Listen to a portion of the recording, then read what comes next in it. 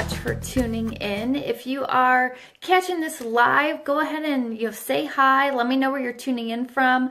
Love to be able to give you a shout out back. And if you're catching it on the replay, just do like a hashtag replay and in the comments and let me know.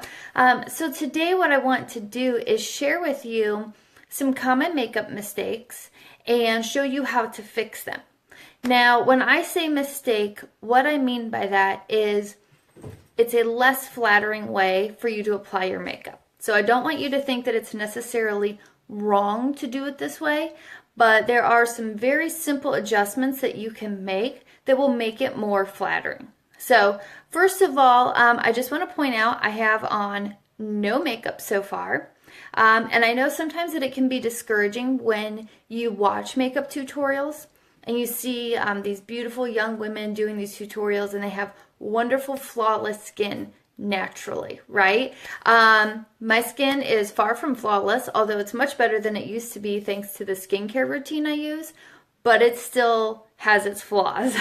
I've got larger pores, I have melasma on my face, and so I want to bring to you a tutorial from someone that's, a little older. I'm not old.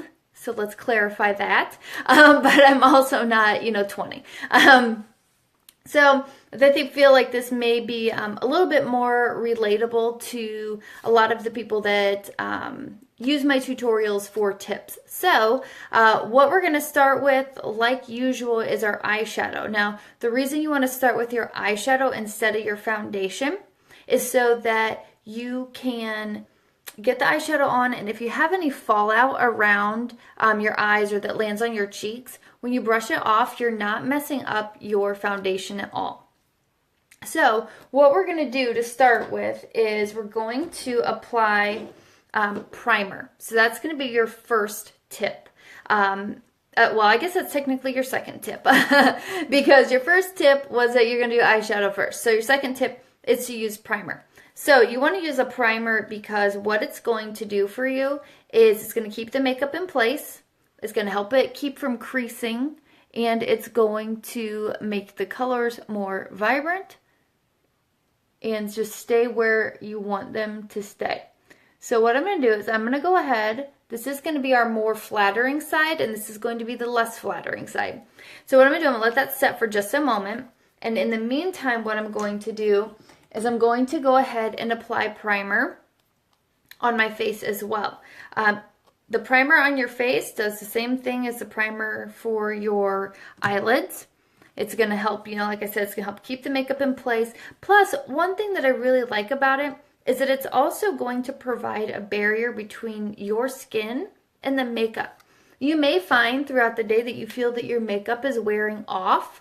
A lot of that is because it's soaking into your skin, or the oils from your skin are kind of, smudging it and kind of taking it away, essentially. This is going to help by using a primer. So I definitely recommend primer. So the reason we're going to put this on now is so that it has time to just set on your skin. Going to help even out your skin tone, fill in any of those kind of fine lines, wrinkles, and really just make it smoother. So, oops. So what I'm doing is I'm only applying it on half of my face because one common mistake that I see a lot of women make is not using a primer. And to be honest, I was the very, very same way, excuse me, up until about 3.5 years ago. I didn't even know what primer was. Didn't know why you should use it, didn't think I needed it. And then I started using it and it made such a difference that now I don't wear my makeup without it. Ever. So it makes that big of a difference. So on the less flattering side is going to be the mistake that I see a lot of people make with not using a primer. So even if you just look already, and this is just a clear primer, it's not tinted in any way, but you can already see that this side of my face where I've applied the primer looks smoother compared to this side. So you can already tell that it's working how it's supposed to. So what I'm going to be using today are just some nice neutral type colors, so it's pretty relatable for everyone. I don't want to use anything, like these today. So I'm going to be working with just a few of these colors right here. And the first thing we're going to do is we're going to go ahead and apply eyeshadow all over the eyelid.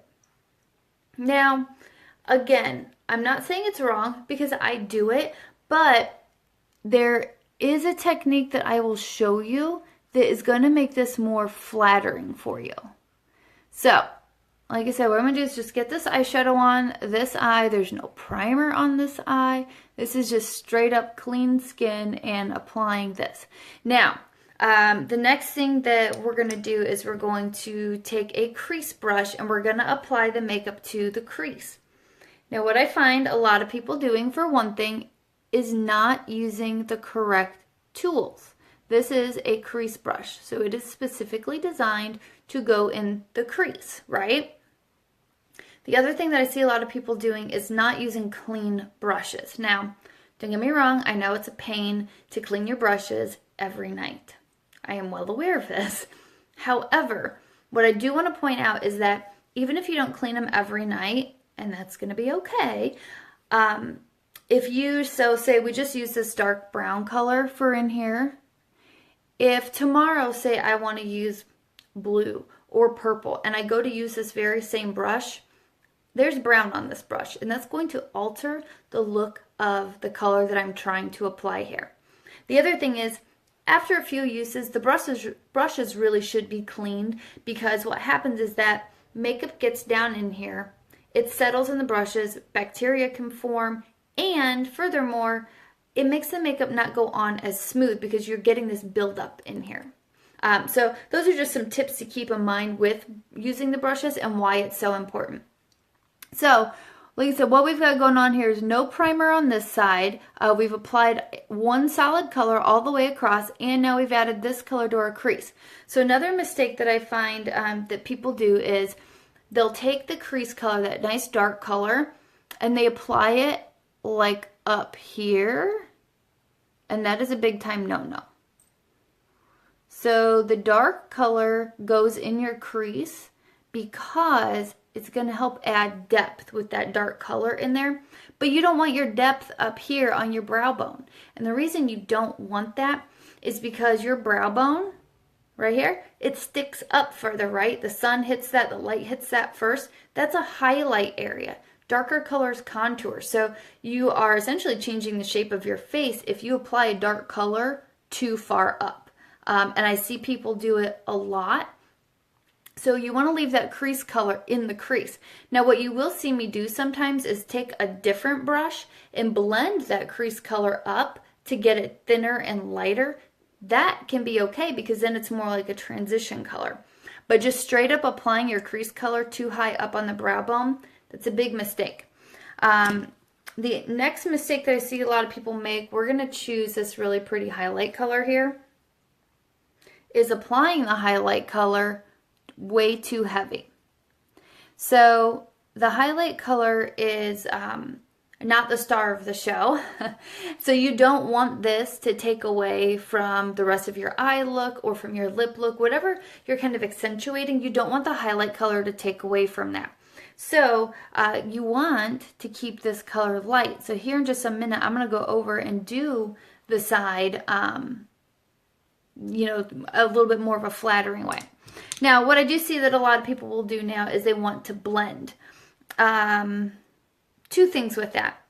Most people know about blending, so that's great because you can look at this and see this is not how somebody would leave their makeup, right? They would blend it.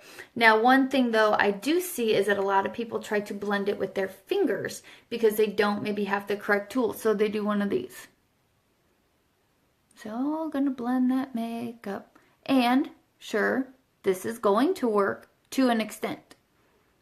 But what you're going to notice is that now I kind of have this color just kind of all over the place, right? Because when you use your fingers, see that? Some of the color came off, so now I've wiped off some of my makeup. But also, you can't be precise with your fingers because that's a bigger area. You need the proper tools to blend and, you know, apply. So that's another thing that I see people doing is using their fingers to blend, and that's not going to be very flattering with the end look, okay? So what do I suggest doing to fix this? Let me show you on this eye. So we're going to go back. We're going to use that same color again. And in fact, what I actually suggest doing with your eye makeup, you put the primer on, I suggest taking, and I'm going to use this one up here, this nice light matte color, and I suggest putting that all over your eyelid to start with. Now, depending on the look, you certainly could use a shimmer color if you wanted, but I really like the look of a matte color.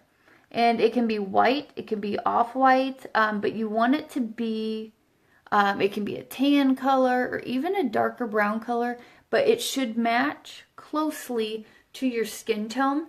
But regardless of your skin tone, you can definitely still use lighter colors like this, because what that's going to do for you is smooth out the look, give you a more even tone across your eyelid, give you a little coverage on your eyelid so that if you have more noticeable veins, that's going to help cover that up, make it smoother.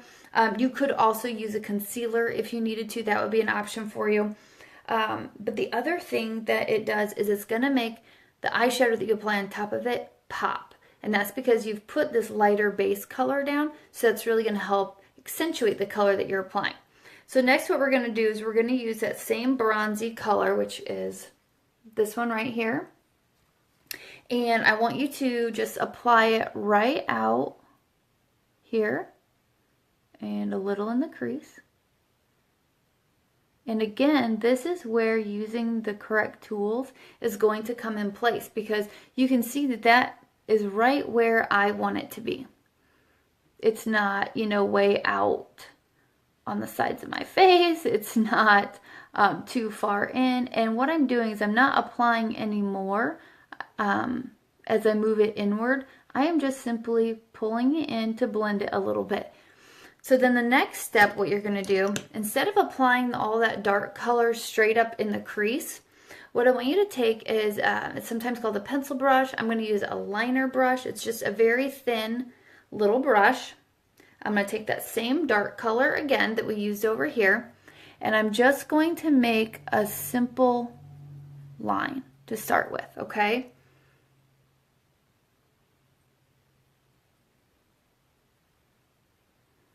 So what I'm doing here essentially is I'm helping frame out my eye a little bit.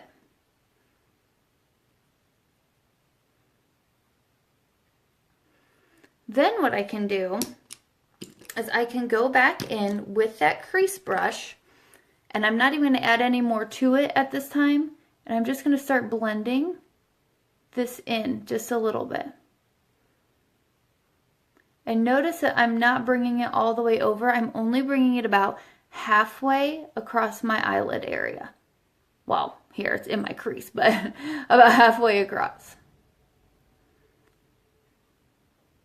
And then I'll just very carefully blend here. Again, not adding any more eyeshadow to the brush.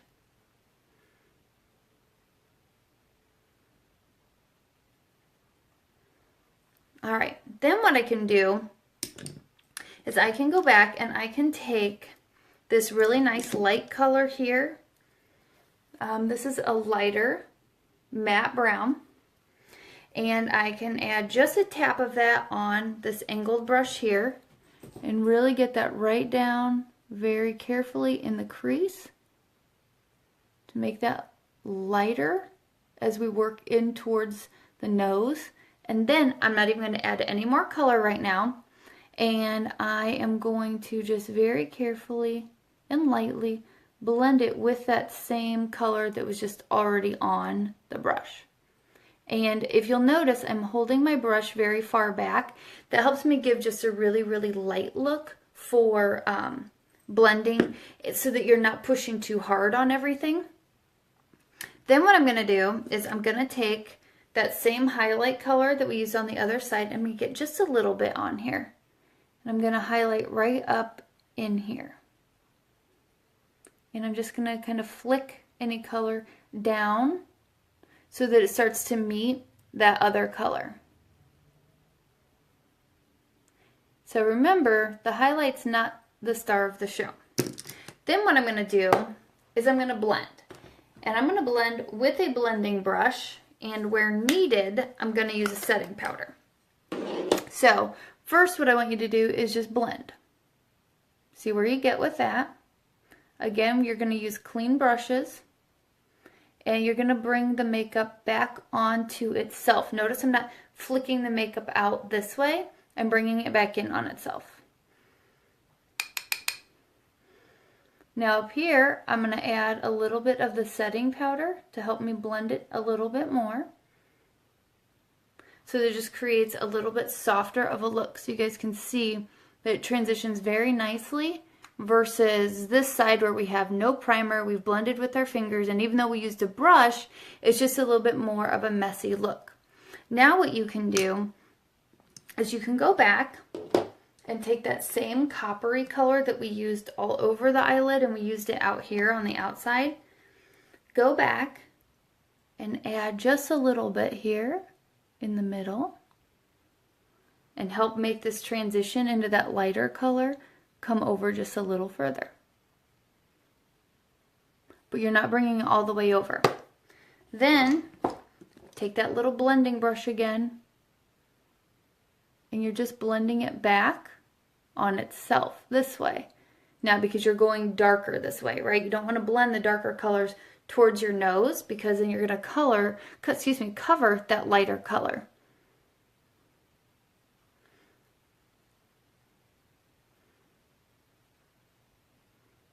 All right, so we can come back and do a few more touch-ups again once we get our foundation on. What I'll show you next here are a couple of mistakes that I see when people use liquid eyeliner. Now, I know that liquid eyeliner is a real pain. But having the right one that works for you is going to make all the difference. So I prefer this like dip and draw style, because it's very, very easy to work with. So one thing that I see people do is apply it way too thick in the front and by their nose. And I know that because it's such a pain to work with, that people just kind of leave it and think, oh, it's okay. But really, you should, it should not be so thick up front. So let me get this on here.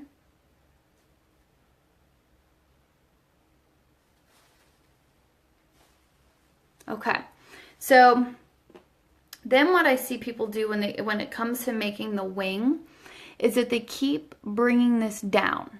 So let me show you what I mean. So what they're doing is they're following their eye all the way around and down, and then they continue the wing down. And what that's going to do is it's going to make your face look droopy instead of lifting, okay?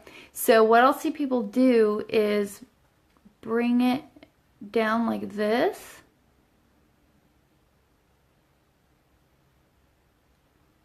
Just a second here.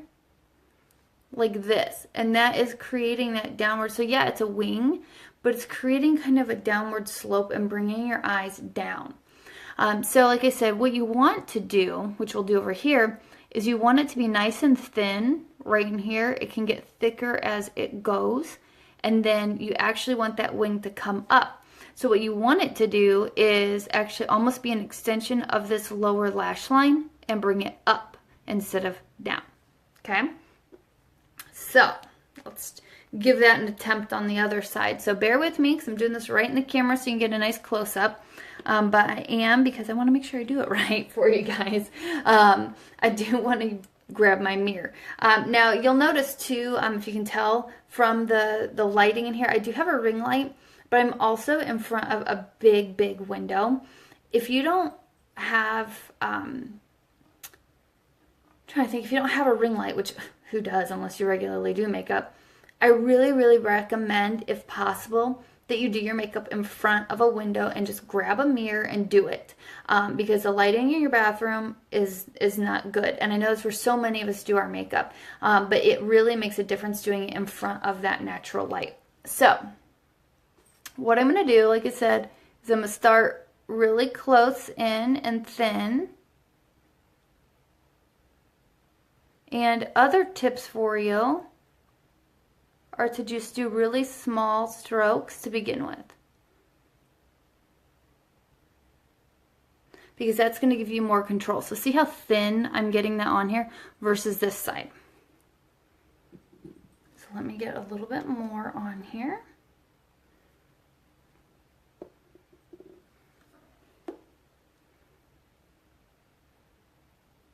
So what I personally like to do when I'm doing this is get it on all the way across really thin. And then I can come back and decide where I want to apply it a little bit more noticeable and a little bit thicker. So I'm sorry. I'm trying to...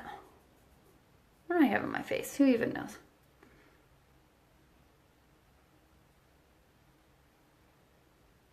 Alright, so I'm trying to do this so you guys can still see what I'm doing, but just really small, short strokes. Okay, see that? Then we can do, starting at about halfway across the eye, you can start making that line a little thicker if you want. Not everybody wants to. So, you can just kind of wipe some of this off to make sure you don't have too much on there. And what I personally like to do is at this point bring it back on itself. So you are just, like I said, you're going to follow this lower lash line. So just pretend that your little wing is an extension of that. And notice that's like how our darker color is, right? It's an extension of that.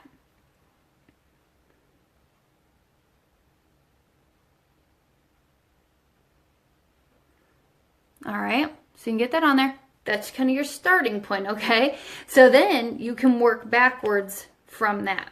So let me see if I can grab my little mirror here.